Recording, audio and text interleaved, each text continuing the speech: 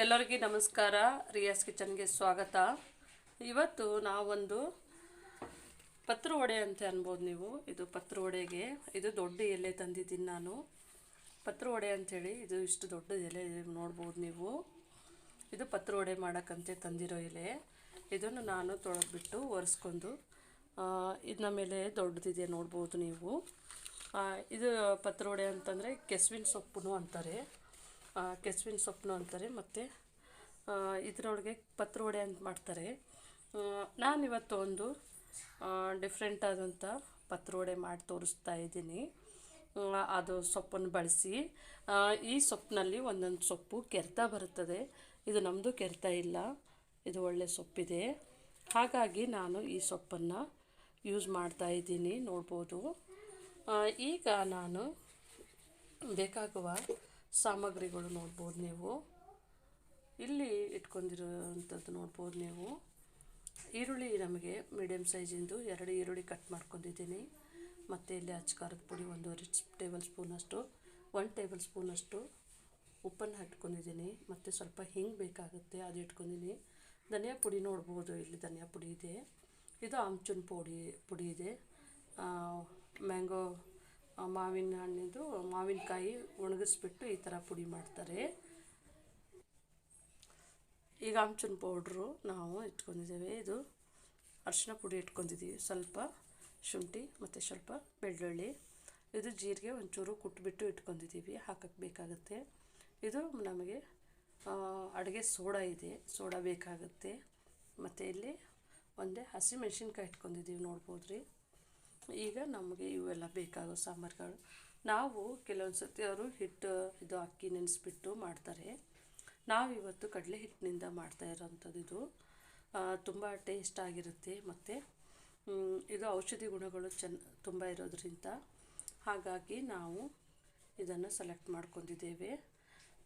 ಇದು ನಾವು ಕಡಲೆ ಹಿಟ್ಟು ಉಪಯೋಗಿಸ್ಕೊಂಡು ಮಾಡಬೇಕು.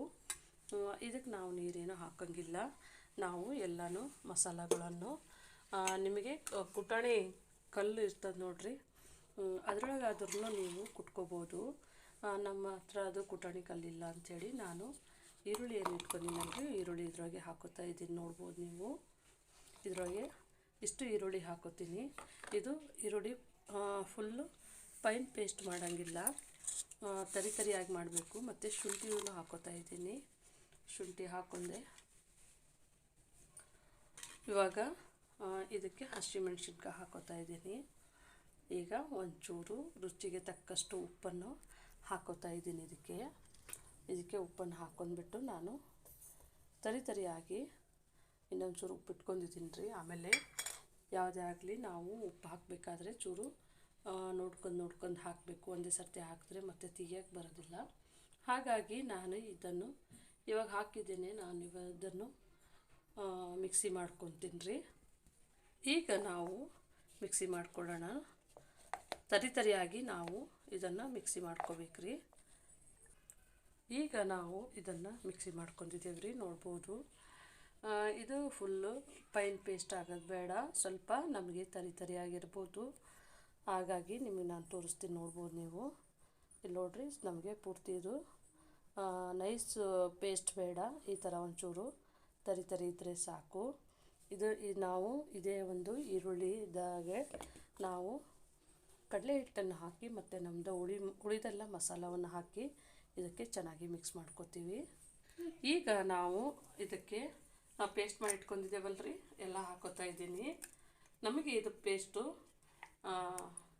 ಎಲ್ಲನೂ ನಾವು ಇದರೊಳಗೆ ಹಾಕ್ಕೊಂಡು ಮಿಕ್ಸ್ ಮಾಡೋದು. ನೀರೇನು ಹಾಕೋದಿಲ್ಲ ಇದರೊಳಗೆ.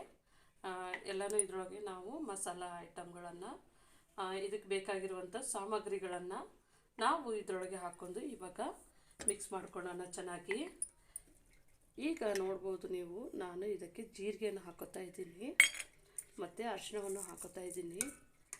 ಇದಕ್ಕೆ ಇವಾಗ ಧನಿಯಾ ಪುಡಿ 1 ಟೇಬಲ್ ಸ್ಪೂನಷ್ಟು ತೊಗೊಂಡಿದ್ದೆವು, ಸ್ವಲ್ಪ ಹಾಕೋತಾ ಇದ್ದೀನಿ ನೋಡ್ಬೋದು. ಈಗ ನಾವು ಅಡುಗೆ ಸೋಡಾವನ್ನು ಹಾಕೋತಾ ಇದ್ದೀವಿ ನೋಡ್ಬೋದು. ಈಗ ಇದಕ್ಕೆ ನಾವೀಗ ಅಚ್ಚ ಖಾರದ ಪುಡಿ ಹಾಕೋತಾ ಇದ್ದೀವಿ ನೋಡ್ಬೋದು.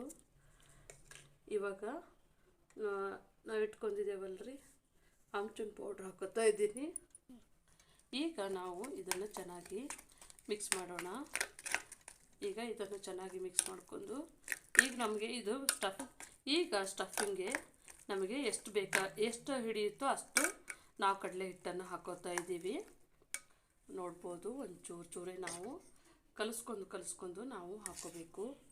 ಇದು ತುಂಬ ಟೇಸ್ಟ್ ಆಗ್ತದೆ ಮತ್ತು ಇದು ಒಳ್ಳೆಯದು. ಯಾಕಂದರೆ ಇದು ಹೊಟ್ಟೆಯಲ್ಲಿ ಹಳ್ಳ ಇದ್ರೂ ಹಳ್ಳ ಕರಗುವಂಥ ಶಕ್ತಿಯನ್ನು ಇದಕ್ಕಿರುತ್ತದೆ. ಅದಕ್ಕೆ ನಾವು ಇದನ್ನು ಗಟ್ಟಿಯಾಗಿ ಈ ಥರನೇ ಚೆನ್ನಾಗಿ ಮಿಕ್ಸ್ ಮಾಡ್ಕೋಬೇಕು.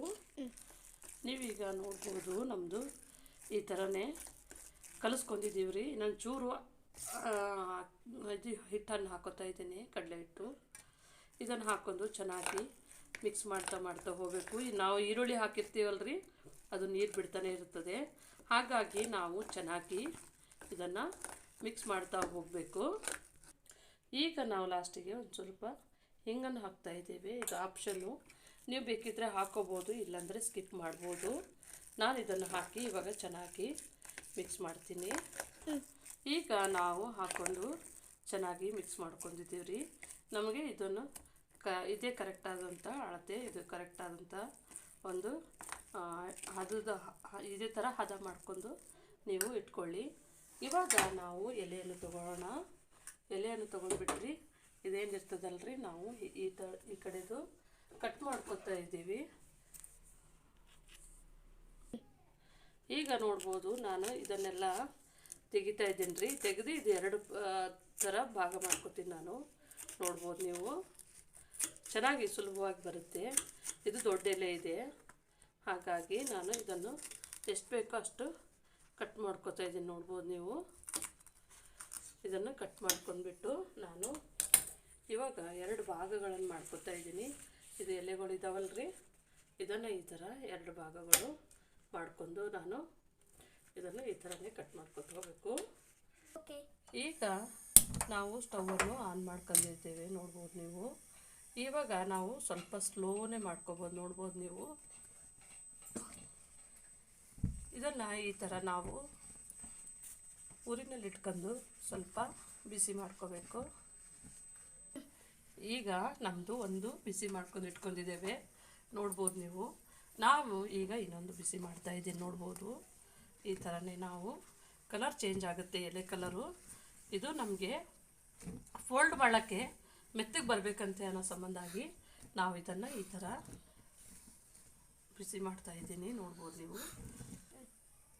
ನೀವು ನಮ್ಮದು ಎಲೆ ಎಲ್ಲ ಬಿಸಿ ಮಾಡ್ಕೊಂಡಾಗಿದೆ.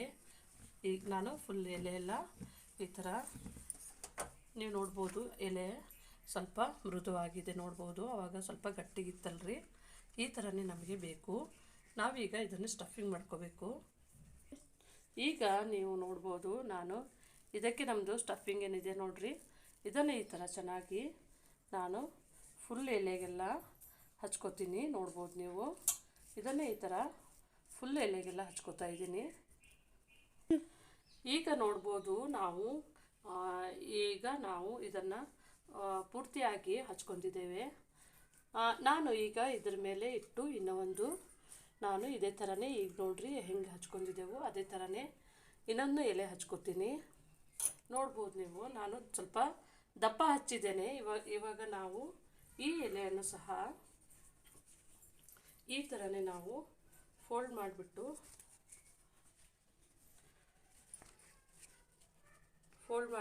ಹಾಕೋತೀನಿ ಇಲ್ಲಿಗೆ. ಈಗ ಇದೇ ಎಲೆ ಮೇಲೆ ನಾವು ಈಗ ಕೆಳಗಡೆ ಎಲೆ ಮೇಲೆ ಯಾವ ಥರ ಸ್ಟಫಿಂಗ್ ಮಾಡಿದ್ದೇವೆ ನೋಡ್ರಿ, ಅದೇ ಥರನೇ ನಾನು ಇದೇ ಎಲೆ ಮೇಲೂ ಸಹ ಸೇಮು ನಾನು ಸ್ಟಫಿಂಗ್ ಮಾಡ್ತೀನಿ. ನೋಡ್ಬೋದು ನೀವು, ನಾವೀಗ ಫಸ್ಟ್ ಕೆಳಗಡೆ ಒಂದು ಎಲೆ ಇಟ್ಕೊಂಡು ನಾವು ಸ್ಟಫಿಂಗ್ ಹಚ್ಕೊಂಡಿದ್ದೆವು.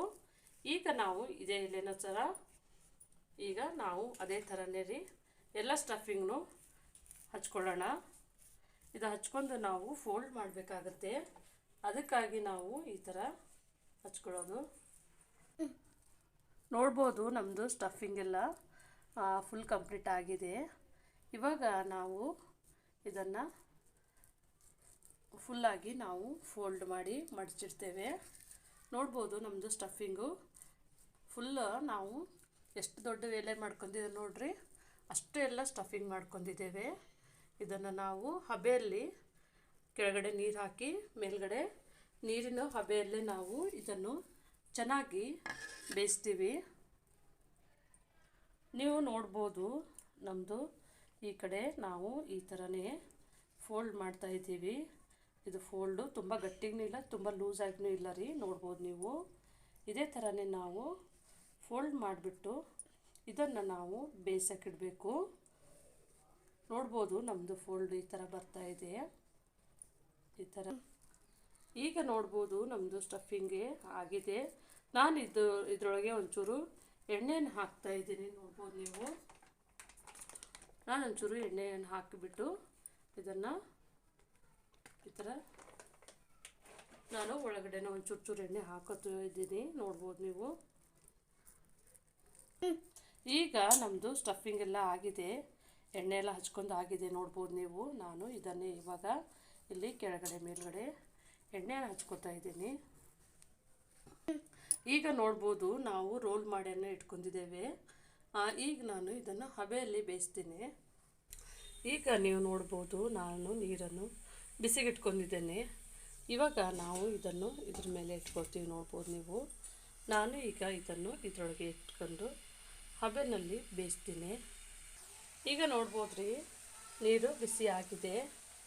ನಾನು ಇದನ್ನೆಲ್ಲ ಇಟ್ಕೊಂಡಿದ್ದೆ ನೋಡ್ರಿ, ಇದನ್ನು ಈ ಥರನೇ ಇಟ್ಕೊತೀನಿ. ಇದು ಚೆನ್ನಾಗಿ ಬೇಯುತ್ತೆ ನಮ್ಮದು. ಈ ಥರನೇ ನಾನು ಇಟ್ಕೊಂಡು ಬೇಯಿಸ್ಕೊತೀನಿ. ನೋಡ್ಬೋದು ನೀವು ನೋಡ್ಬೋದು ನಾನು ಇದನ್ನು ಬೇಯಿಸ್ಲಿಕ್ಕೆ ಒಂದು 10 ರಿಂದ 15 ನಿಮಿಷಗಳ ಕಾಲ ಚೆನ್ನಾಗಿ ಮೀಡಿಯಮ್ ಫ್ಲೇಮ್ನಲ್ಲೇ ಇಟ್ಟು ನಾನು ಇದನ್ನು ಬೇಯಿಸ್ತೇನೆ. ನೋಡ್ಬೋದು ಇದನ್ನು ಈ ಥರನೇ ನಾನು ಕವರ್ ಮಾಡಿ ಇಟ್ಕೊಂಡಿದ್ದೇನೆ. ನೋಡ್ಬೋದು ನಮ್ಮದು ಎಲ್ಲಿ ಜಾಗ ಸರಿ ಇಲ್ಲ, ಎಲ್ಲ ಕಡೆಗೂ ಕವರ್ ಆಗಿದೆ. ಇದೇ ಥರನೇ ಇಟ್ಟು ನಾನು ಬೇಯಿಸ್ಕೊತೀನಿ.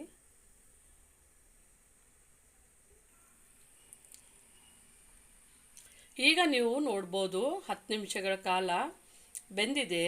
ಇವಾಗ ನಾನು ಸ್ಟವನ್ನು ಆಫ್ ಮಾಡ್ತಿದ್ದೇನೆ. ಈಗ ನೀವು ನೋಡ್ಬೋದು ನಮ್ಮದು ಈಗ ಒಂದು 10 ನಿಮಿಷ ಆಗಿದೆ. ಇವಾಗ ನಾನು ಇದನ್ನು ತೆಗೆದಿಟ್ಕೋತಾ ಇದ್ದೀನಿ. ನೋಡ್ಬೋದು ತುಂಬ ಬಿಸಿ ಇರುತ್ತಿದ್ದು. ನಾವು ಇದು ಇನ್ನೊಂದು ಸ್ವಲ್ಪ ಬಿಸಿ ಇದೆ. ಇನ್ನೊಂದು ಸ್ವಲ್ಪ ಆರಿದ ಮೇಲೆ ನಾನು ಇದನ್ನು ಚೆನ್ನಾಗಿ ಕಟ್ ಮಾಡ್ಕೊತೀನಿ. ಈಗ ನೋಡ್ಬೋದು ನಾನು ಇದನ್ನು ಕಟ್ ಮಾಡ್ತಾಯಿದ್ದೀನಿ. ನೋಡ್ಬೋದು ಎಷ್ಟು ಚೆನ್ನಾಗಿ ಬರ್ತಾಯಿದೆ ನಮ್ಮದು ಕಟ್ ಪೀಸ್ಗಳು. ಈಗ ನೋಡ್ಬೋದು ನೀವು, ನಾನು ಇದನ್ನು ಕರಿಯೋಕ್ಕಂಥೇಳಿ ಕಟ್ ಮಾಡ್ತಾಯಿದ್ದೀನಿ. ನೋಡ್ಬೋದು ನಮ್ಮದು ಪೀಸ್ಗಳು ಬಂದಿದೆ. ಇವಾಗ ನೀವು ನೋಡ್ಬೋದು ನಮ್ಮದು ಪತ್ರೊಡೆ ಎಲ್ಲ ನೋಡ್ಬೋದು ನೀವು. ಈ ಥರ ಬಿಡಿ ಬಿಡಿಯಾಗಿ ಚೆನ್ನಾಗಿ ರೌಂಡ್ ಶೇಪ್ನಲ್ಲಿ ನಾವು ಕಟ್ ಮಾಡ್ಕೊಂಡಿದ್ದೇವೆ. ನೋಡ್ಬೋದು ನೀವು. ಈಗ ಇದನ್ನೇ ಒಂಚೂರು ಸ್ವಲ್ಪ ಬಿಸಿ ಇದೆ ಇದು. ನಾನು ತಣ್ಣಗಾದ್ಮೇಲೆ ಇದನ್ನು ಎಣ್ಣೆಯಲ್ಲಿ ಕರಿತೀನಿ. ಈಗ ನೋಡ್ಬೋದು ನಾವು ಪಾತ್ರೆ ಇಟ್ಕೊಂಡು ಇದಕ್ಕೀಗ ಎಣ್ಣೆಯನ್ನು ಹಾಕೋತಾ ಇದ್ದೀವಿ. ಪಾತ್ರೆ ಈಗ ಬಿಸಿಯಾಗಿದೆ ನಮ್ಮದು. ಈಗ ನೀವು ನೋಡ್ಬೋದು ನಮ್ಮದು ಎಣ್ಣೆ ಕಾದಿದೆ. ಒಂಚೂರು ನಾನು ಸ್ಲೋ ಫ್ಲೇಮ್ನಲ್ಲಿ ಇಟ್ಕೊಂಡು ಬಿಸಿ ಮಾಡ್ಕೊಂಡಿದ್ದೆ ಎಣ್ಣೆ. ಇವಾಗ ನಾವು ಕಟ್ ಮಾಡಿ ಇಟ್ಕೊಂತೀವಿ ನೋಡ್ರಿ, ಅದೆಲ್ಲ ಬೋಂಡವನ್ನು ನಾನು ಎಣ್ಣೆ ಒಳಗೆ ಹಾಕಿ ಫ್ರೈ ಮಾಡ್ಕೊತಾ ಇದ್ದೀನಿ. ನೋಡ್ಬೋದು ನೀವು.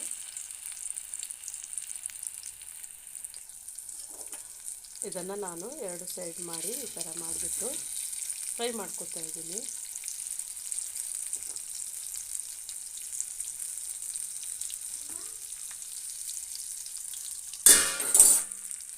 ಈಗ ನೀವು ನೋಡ್ಬೋದು ನಮ್ಮದು ಫಸ್ಟಿಗೆ ಹಾಕಿದ್ದೇವಲ್ರಿ, ಅದು ಚೆನ್ನಾಗಿ ಬೆಂದಿದೆ, ಫ್ರೈ ಆಗಿದೆ ನಮ್ಮದು.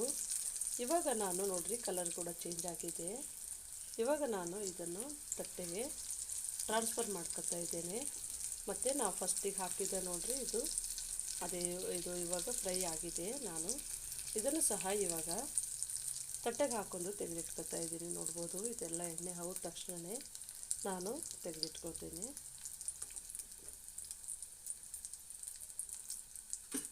ಈಗ ನಾನು ಇದನ್ನು ಇನ್ನೂ ಚೆನ್ನಾಗಿ ಫ್ರೈ ಮಾಡ್ಕೊತೀನಿ. ನಾನು ಹಾಗೇ ಈಗೆಲ್ಲವನ್ನು ನಾನು ಒಂದೊಂದಾಗಿಯೇ ಈ ಥರ ಹಾಕ್ಕೊಂಡ್ಬಿಟ್ಟು ಫ್ರೈ ಮಾಡ್ಕೊತೀನಿ. ಈಗ ನೀವು ನೋಡ್ಬೋದು ನಮ್ಮದು ಪತ್ರೊಡೆ ಬಿಸಿ ಬಿಸಿ ಆಗಿದೆ, ನೋಡ್ಬೋದು ನೀವು ರೀ. ಇದು ತುಂಬ ಚೆನ್ನಾಗಿನೂ ಬೆಂದಿದೆ ಮತ್ತು ತಿನ್ನೋಕ್ಕೆ ಕೂಡ ತುಂಬ ಟೇಸ್ಟಿಯಾಗಿರುತ್ತೆ. ನೀವು ಮನೆಯಲ್ಲಿ ಇದೇ ಥರ ಮಾಡಿರಿ. ಇದು ತುಂಬ ಔಷಧಿ ಗುಣಗಳನ್ನು ಹೊಂದಿದೆ ಮತ್ತು ಇದು ನಮಗೆ ಆರೋಗ್ಯಕ್ಕೂ ತುಂಬ ಒಳ್ಳೆಯದು. ಈ ಥರ ಮಾಡಿಕೊಟ್ರೆ ಮಕ್ಕಳನ್ನು ತಿಂತಾರೆ ಮತ್ತು ವಯಸ್ಸಾದವ್ರನ್ನೂ ತಿಂತಾರೆ. ನೋಡ್ಬೋದು ನಮ್ಮದು ಎಲ್ಲ ಲೇಯರ್ಗಳ್ನು ಅದೇ ಥರನೇ ಬಂದಿವೆ, ನೋಡ್ಬೋದು ನೀವು. ನಾವು ನಿಮಗೆ ಆ ಥರ ಲೇಯರ್ ಮಾಡಿ ತೋರಿಸಿದೆ ನೋಡಿರಿ, ಆ ಥರನೇ ಲೇಯರ್ಗಳು ಬಂದಿದೆ. ನಮ್ಮದು ಚೆನ್ನಾಗಿ ಫ್ರೈನೂ ಆಗಿದೆ, ನೋಡ್ಬೋದು ನೀವು. ಈ ಥರ ಆದರೆ ಸಾಕು, ನೋಡ್ಬೋದು ನೀವು. ನೀವು ಮನೆಯಲ್ಲಿ ಇದೇ ಥರ ಮಾಡಿರಿ. ನಮಗೆ ಸಬ್ಸ್ಕ್ರೈಬ್ ಮಾಡಿ ಮತ್ತು ನಮ್ಮ ವಿಡಿಯೋನು ಪೂರ್ತಿ ನೋಡಿ ಸ್ಕಿಪ್ ಮಾಡದೆ ನಮ್ಮ ಚಾನಲ್ಗೆ ಸಬ್ಸ್ಕ್ರೈಬ್ ಮತ್ತು ಲೈಕ್ ಮಾಡಿ, ಶೇರ್ ಮಾಡಿ ಮತ್ತು ಕಮೆಂಟ್ ಮಾಡಿ. ಈ ವಿಡಿಯೋನ ನೋಡಿದ್ದಕ್ಕಾಗಿ ಧನ್ಯವಾದಗಳು.